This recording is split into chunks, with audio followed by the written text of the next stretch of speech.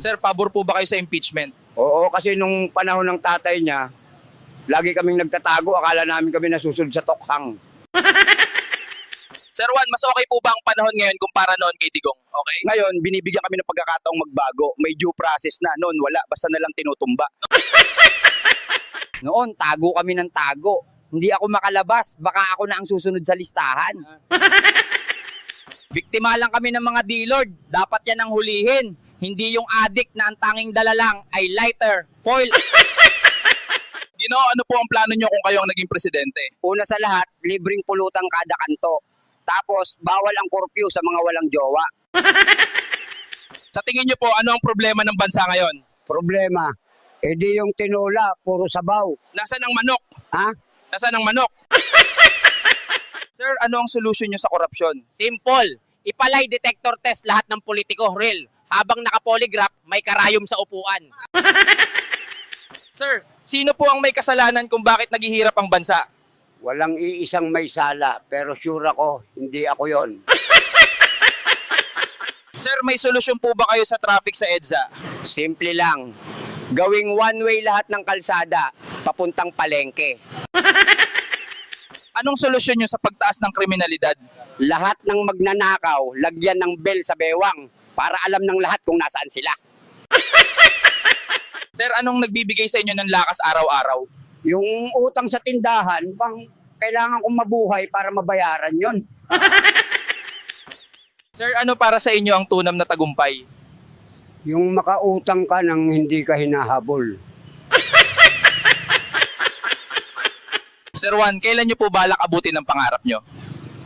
Pag natuto na akong matulog, Sir, mahilig po ba kayo sa alcohol?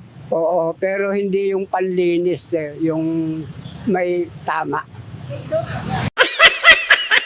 Sir, paano nyo pinangangalagaan ang mental health nyo? Simple lang, umiinom ako ng tubig. Tapos inom ng konting gin para pampakalma. Sir, ginagamit nyo pa po ba ang face mask? Oo, para itago ang mukha ko sa mga inutangan ko.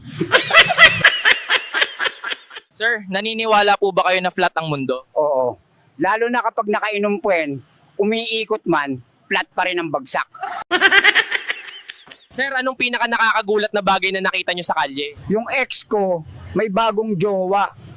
At mas pangit pa sa akin. Sir, anong ginagawa nyo pag walang ulam?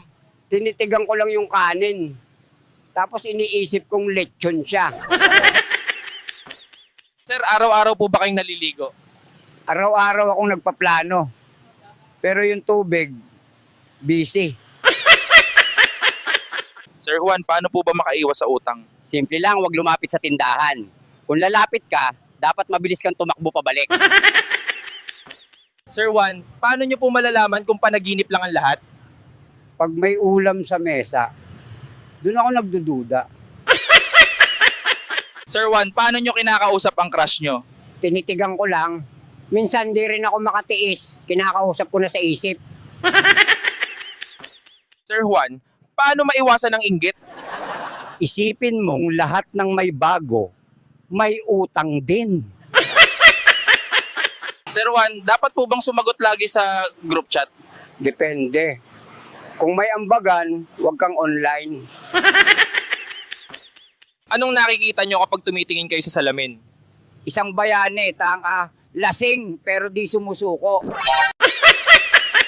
Sir Juan, paano nyo tinitiis ang maingay na kapitbahay? Ginagantihan ko ng videoke kahit wala sa tono. Sir, kumakanta po ba kayo sa videoke? Oo. Sa sobrang taas ng boses ko, pati kapitbahay sa kabilang barangay napapamura. Sir Juan, anong dapat gawin pag walang pambayad sa jeep? Magpakilala ka bilang kamag-anak ng driver. Sir Juan, natatakot po ba kayo sa multo? Hindi. Takot sila sa akin kasi wala rin akong pahinga. Sir Juan, safe po ba yung nagmomotor na isang kamay lang?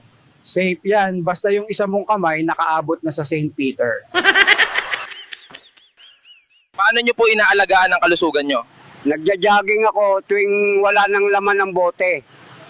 Pabalik sa tindahan. May mensahe po ba kayo sa mga kabataan ngayon? Mga kabataan, huwag kayong padala sa barkada. Kung iinom kayo, huwag sa gitna ng kalsada. Sa tabi lang, may anino pa.